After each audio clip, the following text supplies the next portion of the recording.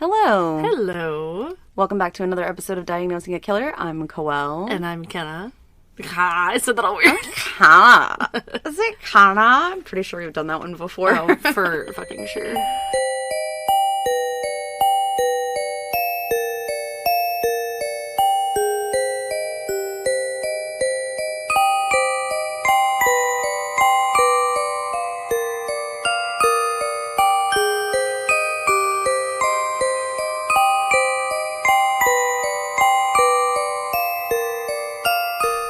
How's it going? It's going.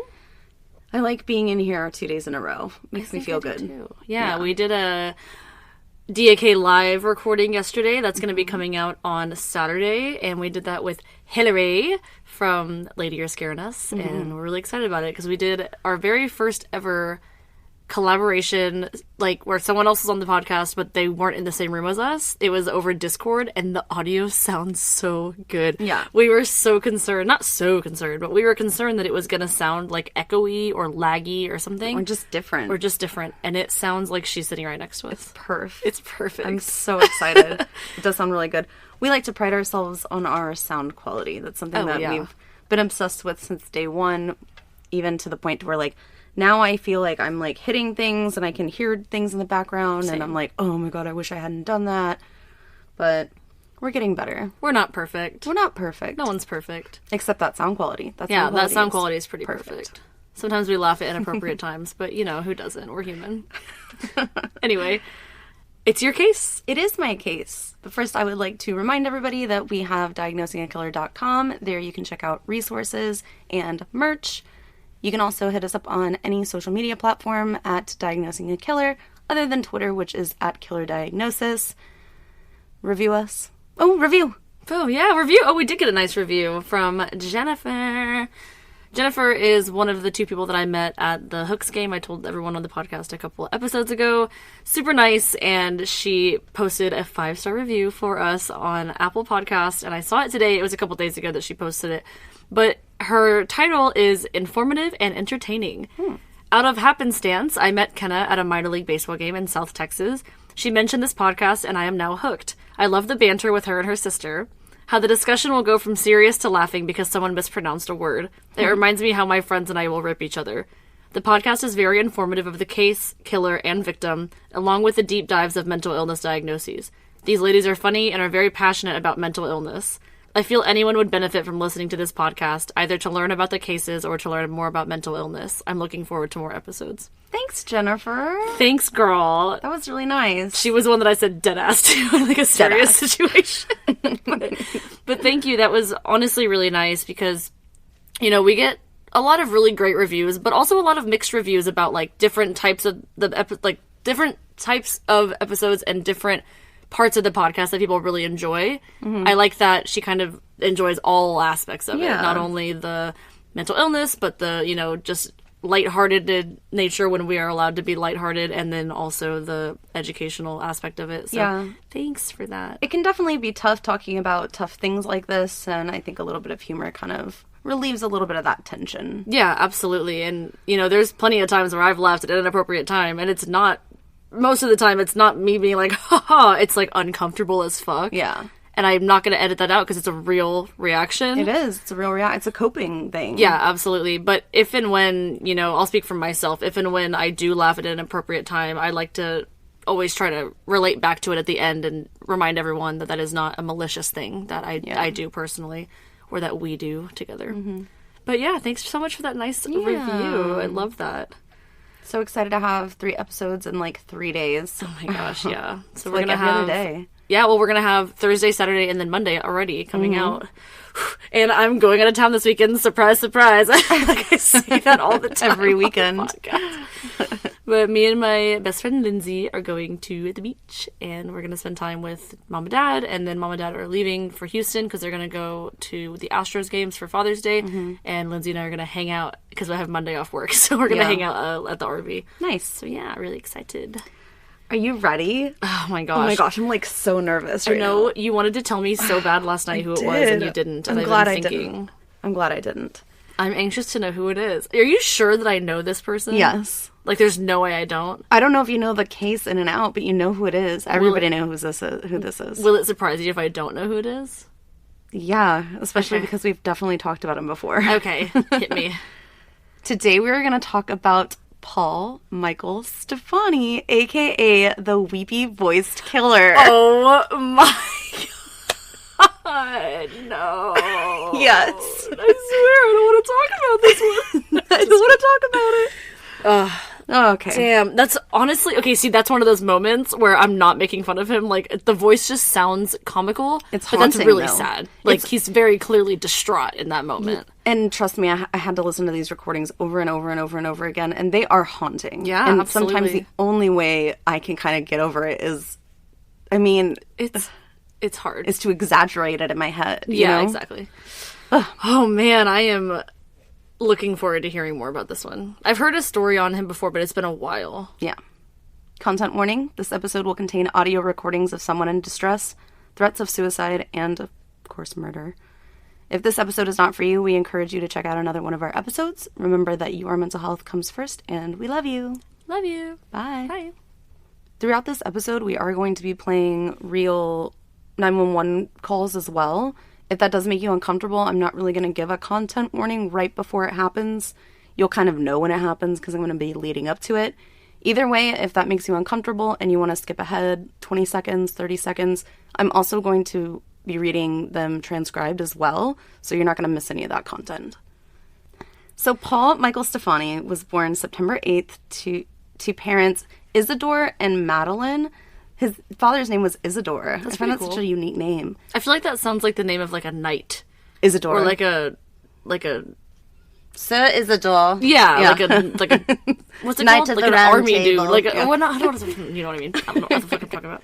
So I'm already fucking up the podcast. Go ahead. He was born in 1944 to Isidore and Madeline. He was one of 10 eventual children, and he was born and raised in Austin, Minnesota, not Texas. Oh, LOL. I didn't know they had an Austin there. I didn't either. Before Paul had his 3rd birthday, his mother and father would divorce, and quickly his mother, Madeline, would remarry to Paul's stepfather, Herbert Bliss. Hibbit. His last name is ironic, by the way. LOL. The family was brought up in a traditionally Catholic household, and Herbert Bliss was known to be a heavy drinker and would oftentimes physically abuse the children and his wife, Madeline. Super religious of him. Yeah. Well, it's under the guise of religion because they should just be obedient, right? Yeah. It had been noted on several occasions that Herbert had actually tried to push some of his children down the stairs in their 2nd-story home.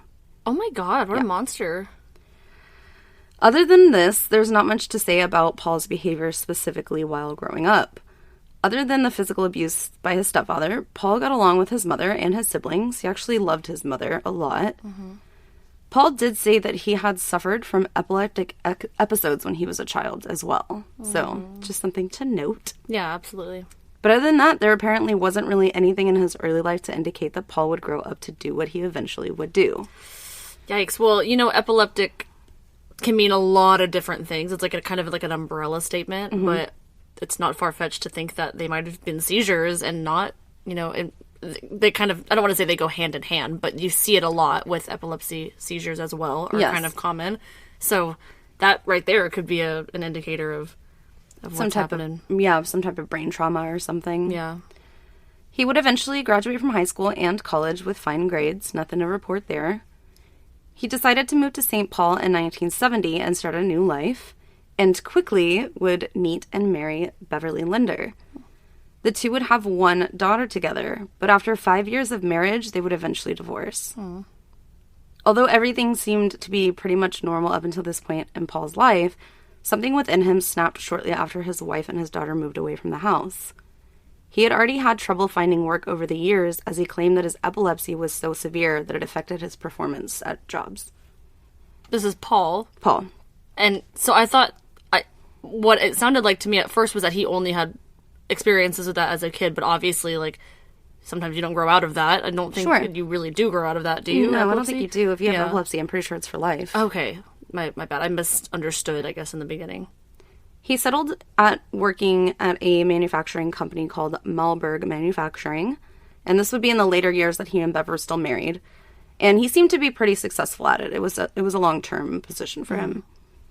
Although the details are not entirely known, sometime after his wife had left him, Paul was actually arrested and convicted of assaulting a young woman.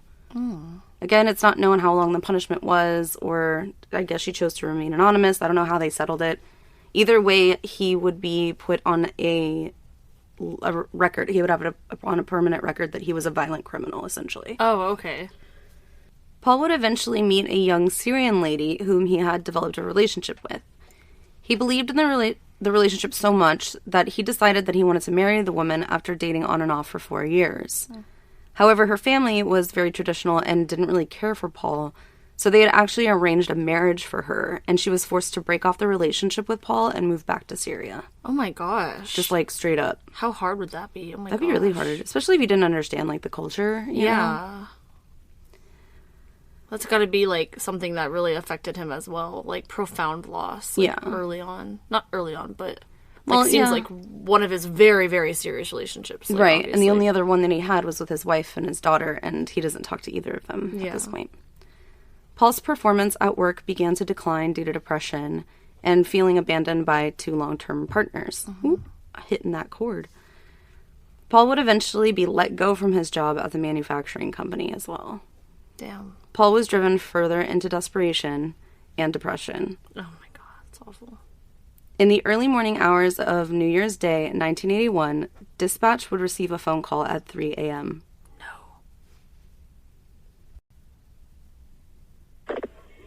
Yes, please, this is an emergency. Please send a squad to Pierce Butler Road, Molenbeek Manufacturing Company, machine shop. Please, there's an ambulance too. There's a girl hurt there. Can you tell me what happened to her? Just hurry, she's laying on the ground in the back by the railroad tracks, by the edge here. Hurry. What's the address? I don't know. Who are you? And the call ends there.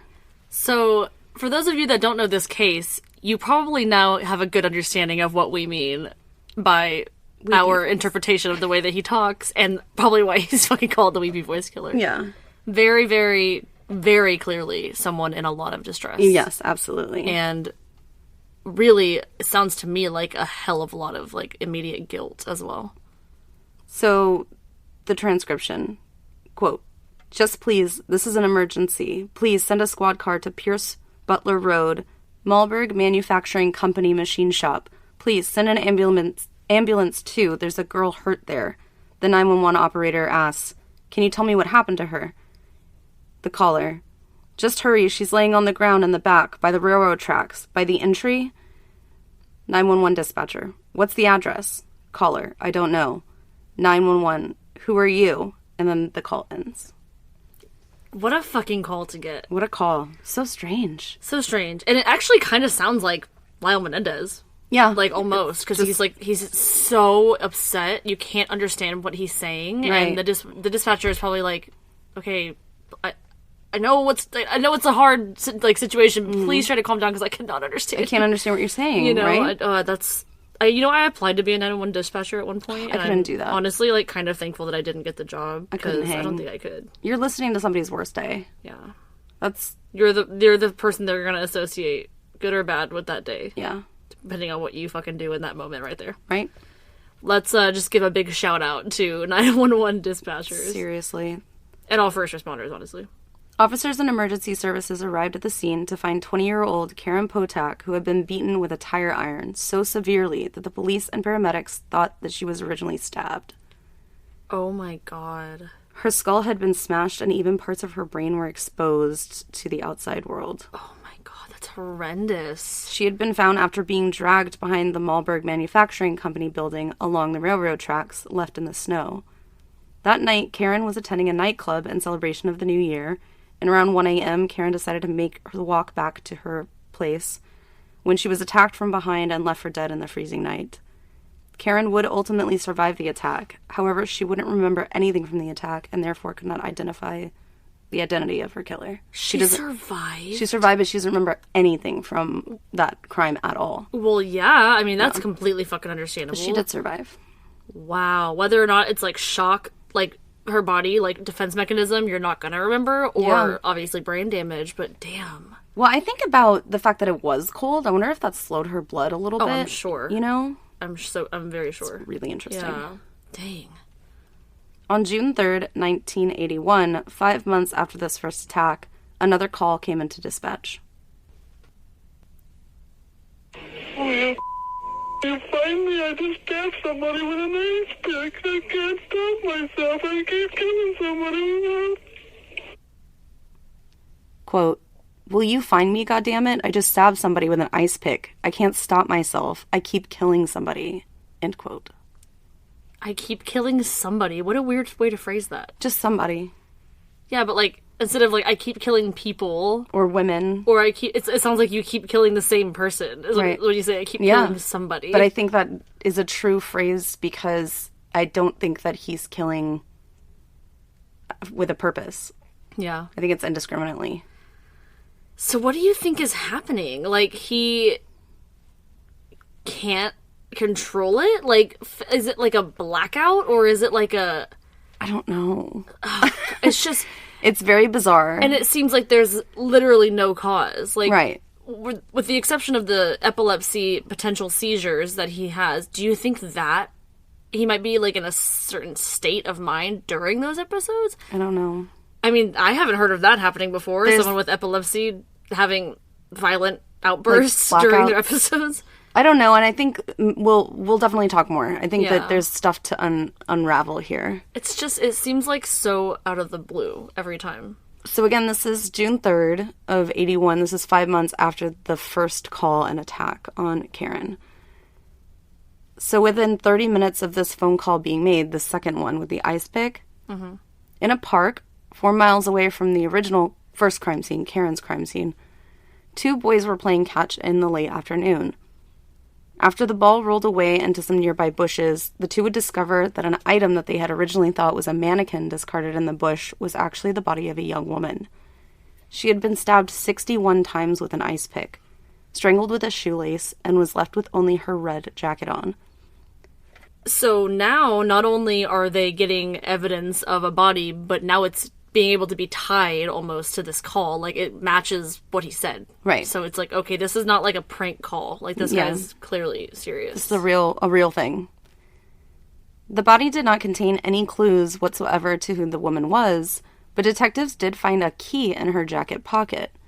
This key went to a bus station locker, like where you know. Okay. Like when you go to, like, the only time I ever really see that is, like, at a water park. Where Six you have to, Flags? like, yeah. That's what I was thinking. So detectives headed to the Greyhound bus station, which was the nearest bus station. Here, investigators would locate the lockbox. Mm-hmm. They would find several travel bags, bus ticket information, and, of course, the young woman's ID. The girl was positively ID'd as 18-year-old Kimberly Compton. She had just arrived in St. Paul from Wisconsin that day in order to start a new life. Oh my god, that breaks my heart. Like, she didn't even... That fucking breaks my heart. Like, yeah. Her poor family. Through more investigation, detectives determined that Kimberly had actually traveled across the street to an infamous diner that was really popular in St. Paul. There, while eating alone, she was approached by an older man who struck up a conversation with her and offered to show the young lady around town. This man would say things like, "I'm old enough to be your father, ha ha ha," just to make her feel comfortable. Eventually, Kimberly did leave with the man. She would be found dead within 30 minutes of leaving the diner. Oh my god. So we can assume the phone call was made immediately after the crime took place. Yeah. So she had literally only been in St. Paul for, like, maybe a few hours. Like 2 hours. So awful. Oh my gosh. Because that's, like, one of the things that I find myself thinking about, like, when I'm out of town. Like, what if something bad happens and I'm out of town? I feel like that would be arguably worse if it happened if I was here. Right. And I don't necessarily go as far to think things like this, but, you know, I'm like, I always bring, like, my insurance card with me, like, when I leave town, like, just in fucking case. You know? Like, if I don't bring my whole get-up, like, my whole purse, my insurance card is always coming with me. Yeah. Just in case, you never know. But that's gotta be scary to be someplace by yourself, not know anybody, and then literally the probably first person that you fucking meet, you're like, that offers to show you around. Yeah. You're like, everyone's so nice here, and then he does that. That is so fucking scary. Isn't that gross? to take advantage of a young girl like that, 18, just figuring out her life, probably like, this is where the rest of my life is gonna start. And that's just so awful. 2 days later, a phone call was made to a local news station. This time, the presumed killer did not confess anything, but instead called to correct some information that the station had put out about the details of the crime that were incorrect. There was no known recording for this call. I don't know how I feel about that, because up until this point, I'm like, he can't control it. Right. But now, there's kind of narcissistic tendencies coming out. Mm-hmm. And it's like, John Wayne Gacy. Like, wait, he's like, excuse me? No, not John Wayne Gacy. BTK. And he's like, hey, you haven't talked about me in like 30 years. Can you like remember me, please? Can you like mention me again? Can you mention me? Yeah. Isn't that interesting? Because up until now, this recordings are they sound so remorseful. Sincere. Isn't that interesting? Mm-hmm. Sincere but accurate, I guess, is what he wants to be going for. Right. 5 days later, police received another phone call. Don't talk, just listen.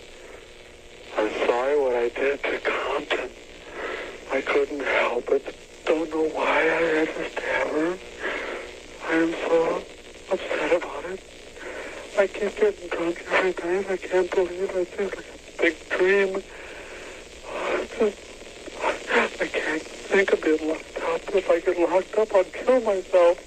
I'd rather kill myself than get locked up. I'll try not to kill anybody else. Like, bro, take a breath. Take a breath. I feel like he's so out of breath. Look, he's in distress. Quote, don't talk, just listen. I'm sorry for what I did to Compton. I couldn't help it. I don't know why I had to stab her. I'm just so upset about it. I keep getting drunk. I can't think of myself being locked up. If I get locked up, I'll kill myself. I'd rather kill myself than get locked up. I'll try not to kill anybody else. End quote. I cannot put my finger on this guy. I know. Like, it's very strange. It doesn't make any sense. It's like, I feel like what I'm thinking is that he gets enjoyment out of the killing, but then feels bad about it, or he secretly doesn't feel bad about it at all, and he's really just putting it on, so that if and when he gets caught, they'll maybe go easier on him because he sounds very distraught. I don't know. It's almost like he wants to take credit for all of it. And he wants to get caught, it sounds like, too. It sounds like he wants to get caught, but he's not really giving that much information. He's just kind of linking these things together so that you know it's one person. He just wants the recognition as this infamous person, not Paul. Yeah. Not Paul Stephani. What is his name? Stephani. But this person, the killer. The Weepy-Voiced killer. Right? It's very interesting. And he'll leave, like, he's like almost like little breadcrumbs, but he doesn't really say, like, I feel sorry for this, but, like, don't catch me, you know? It's very strange. Yeah. Damn. At this point, police make the connection between the attempted murder of Karen Potok and decided to alert the media that there's likely a serial killer on the loose and that he's likely to strike again. They allowed the use of the audio recordings in hopes that someone would recognize the man's voice. He was then dubbed the Weepy-Voiced killer. He didn't give himself the name, of course. Like we've seen in the past. Who wants to name themselves the Weepy-Voiced killer? I don't know, man. He had to have known that was coming, though. Like, there's no other name for him. Yeah, he's like, shit. Damn it. Should have had, like, a different accent when I called it. It was also put out in the media that there may be a link between the two victims, as both had been apparently wearing red on the days that they were attacked. They should have called him, like, the bull killer. The Matador. El Toro. That's interesting. That would have been wild. The public was on edge for another 2 months until another call came into dispatch. 26-year-old Alan Lopez, who was going through a mental deteriorating state, he had a very long history of mental illness. He was actually threatening the lives of his mother, father, and his sister, and took them all hostage. Oh my gosh. Hostage negotiators communicated with Alan via telephone, where he had confessed to being the Weepy-Voiced killer, specifically responsible for the death of Kimberly Compton. After a long standoff, Alan eventually surrendered to police, but unfortunately he did ultimately take the lives of his 3 family members. Oh, no. A quick evaluation of Alan's voice compared to the Weepy-Voiced killer's voice concluded that Alan could not have been the one to make the phone call, nor was he the one to kill Kimberly Compton. Yeah, I mean, that's a very distinct voice. It's really easy to just, hey, make this weird sound with your mouth. Oh, right, you would try. Doesn't sound like him. Okay, cool.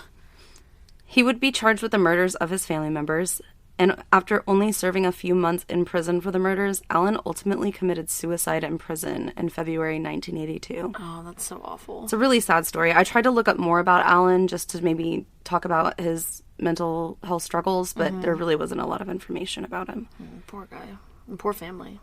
6 months later, in August of 1982, a young paperboy was cutting through a wooded area when he spotted a woman's body laying across the Mississippi River. How tall was she? She's like 50 feet tall. No, but unfortunately she was laying along the Mississippi River. This woman had been brutally stabbed with what appeared to be a screwdriver. Oh my gosh. She had no identification on her. However, a few short days later, a man would actually turn in a purse to police that he found in his mailbox. Of all places. No. Isn't that strange? Absolutely not. Well, he had looked through the ID and stuff to see if there was any ID and possibly return the item back to the woman. But then when he knew about the body discovery, then he decided to turn it into police. Yeah. Through this, investigators identified the woman as 40-year-old Barbara Simmons, a local nurse. The evening before her death, Barbara had struck up a conversation with a man in a local bar.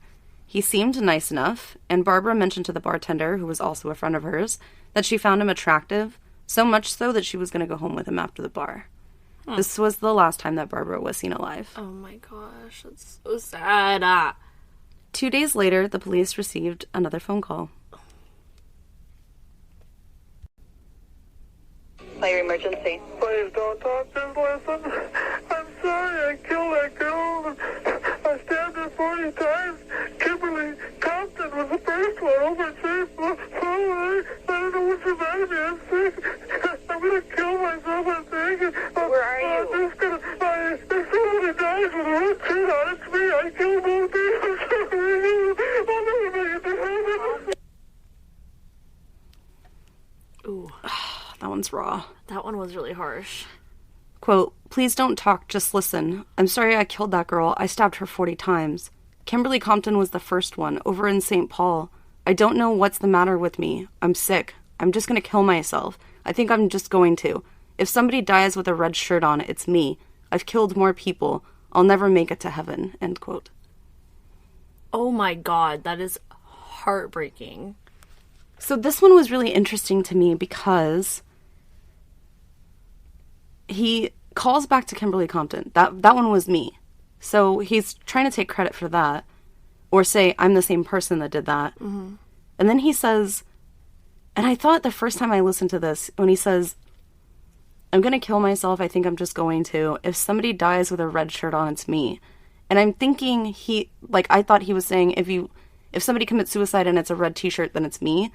I think what he's saying is that he's only going to kill victims with red clothing items. Yeah, I thought at first it was like, if you find a deceased male wearing red, it's me. Yeah. That's what I thought he was saying, but that makes sense. But I think that that's what he's saying, because the other 2 victims had worn red. Dang. And I don't know what Barbara was wearing, or if that's something that they just kept to themselves or something, but there wasn't any indication that I saw that Barbara was wearing red. Low key, I would probably be like, yo, alert that right now to the media. And they did. No one fucking wear red. Really? They did. They put that, and they said, I forget what the headline was, but it just said, women wearing red may be targeted or something. And it was an article about it. That 911 dispatcher was probably like, oh shit, it's him. Because there's no way that they didn't hear about it. But imagine knowing that there's a serial killer at large that is, their MO is to call in upset after they murder someone, and you're a dispatcher just kind of waiting. Every phone call you answer is probably is this gonna be him, is this gonna be him? Yeah. And then getting that call, I bet she was like, oh shit. You know what else is interesting is I think that he might have inadvertently saved Karen's life too, because he said send an ambulance to this location, Yeah. I wonder if the immediate help didn't, probably save her life. Yeah. not to give the guy credit, and I'm not saying that. Yeah. I just, if his point was to kill her, you know what I mean? Yeah. I don't know. God, or maybe he thought so she was hard. already dead. It's so hard. The bartender at the bar that the two were at the evening before was able to provide the police with a description of the man, along with a few other witnesses. Police went through a crime database searching for violent offenders in the area and came across Paul Stephani's photo. He most resembled the descriptions the witness had given and was ultimately positively identified by the bartender and a few other witnesses as well. Wow. While police were bulking up their investigation, getting to know every detail about who Paul Stephani was, they were actually surveillancing him as well. However, on the 21st of August, 1982, he slipped through the cracks. I fucking hate when they say the term like that. Like, oh, he just slipped through the cracks. No, your patrol officer was probably sleeping or off getting donuts. I was like, what are you going to say? I don't know. I thought about maybe not saying donuts and then thinking, like, nah, fuck it, No. donuts. Saying he slipped through the cracks is a nice way of saying someone fucked up. Somebody Like, didn't do someone their job. dropped the ball. Yeah, absolutely. He was able to pick up 19-year-old sex worker Denise Williams. Denise had been in sex work for some while, and she did know the ins and outs of the streets pretty well. After exchanging money and completing a transaction, Stephani was either meant to drive Denise back to where he originally picked her up or home. I've heard differing details on that. Either way, Denise did become alert when he didn't seem to be driving back to wherever they were supposed to go, right? Fuck that. That's so scary. He probably gave her a few, different answers, like, oh, I know a shortcut, you know? They always say that. All of a sudden, Stephani pulls the car over and begins to stab Denise with a screwdriver. Oh, my God. Denise begins to fight back, and she's nobody's bitch. She sees a glass soda bottle that's in the passenger, pocket side door thing. Bad bitch alert. She grabs it and essentially smashes it over his head, cutting his face pretty badly. This ain't no movie theater glass. This shit's real. This is thick-ass glass, too, those bottles. After this, Denise was able to make it out of the car, and she sprinted, screaming for help, just to notice that Stephani was quickly gaining on her heels. Oh my God, that is so scary. She's stabbed a few more times, but all of Denise's calls for help would not go unanswered. Thankfully, a good Samaritan came running towards the two in order to break them up, eventually scaring off Stephani. Wow. Denise would survive her attack. She was stabbed, I think, anywhere between 13 and 15 times. Bad bitch alert. Also, Good Samaritan, bad bitch alert. Seriously, Denise would survive her attack thanks to her gut instinct, her fighting back, and also a passing witness. Yeah. Police are called to the scene, and the witness was able to identify Paul Stephani as the perpetrator. Like, does he look like this? Oh my gosh. Does he sound like this? Yes. Stephani returned home to assess his wounds. He quickly realized that he needed medical attention. I'm sorry, that's not funny, but So what did he do? He called dispatch for help.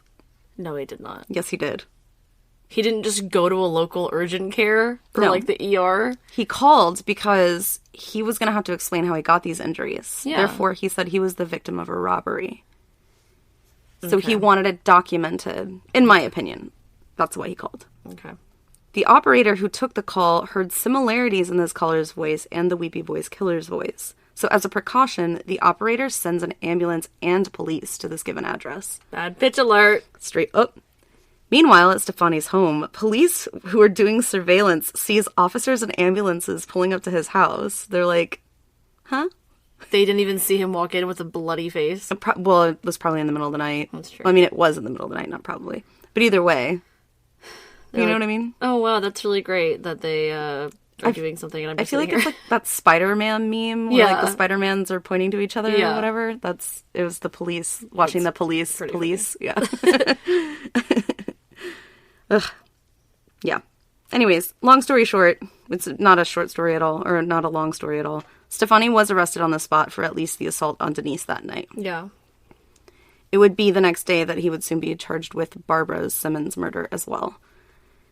During his interrogations, Stephani denied killing anyone. However, when the crime scene photos were shown to Stephani in the interrogation room, he began to exude stress-reducing behaviors. And with this, his voice began to rise higher and higher and higher the more upset he got.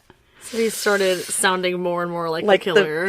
Can you imagine? God. Like, you're like, is it this guy? Is it not this guy? I mean, you know, but clearly he assaulted somebody already. Yeah. I'm pretty sure it's him. And then he gives his tell. And you're just like, oh, it's him. Oh, that gives me goosebumps. The heaves. The heebies. This proved to investigators that they did have their perpetrator of all of these crimes. In court, however, it was determined that there was not enough physical evidence to try Stephani for the attempted murder of Karen and the murder of Kimberly. But Barbara and Denise's cases came with witnesses, so they moved forward with these two cases. Okay. He would be tried in 1984 and 1985 for each case, and in each case, Stephani pleaded not guilty. Throughout his trials, Stephani was known to glare at each person as they spoke, and you could feel the tension from him. It was almost as if he could snap at any moment. Like he was just waiting. You know what I mean? Yeah. You ever around somebody like that where you know that they're just like one stub toe away from just like losing their shit? Yeah. I've seen it happen before my eyes.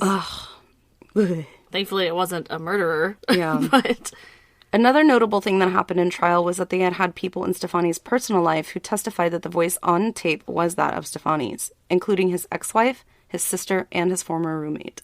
Oh, wow.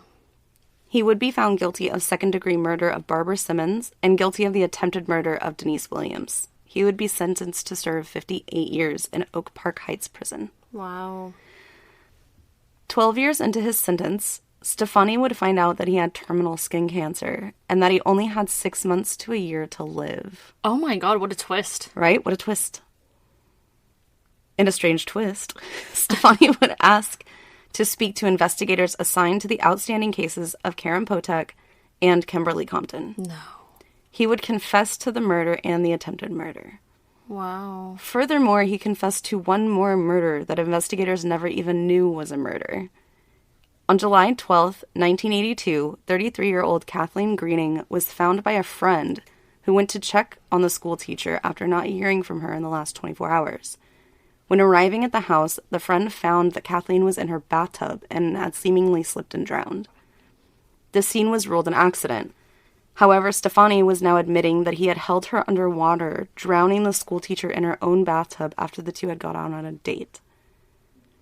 And that was my stomach growling. Oh my gosh, it sounded like somebody talking. And there's no way he would have known the details of that without having been there himself. Without having been there. Oh well, her drowning was ruled an accident. Yeah. There was no need to investigate it. Wow. He was never linked to this crime, and again, it was ruled by an accident.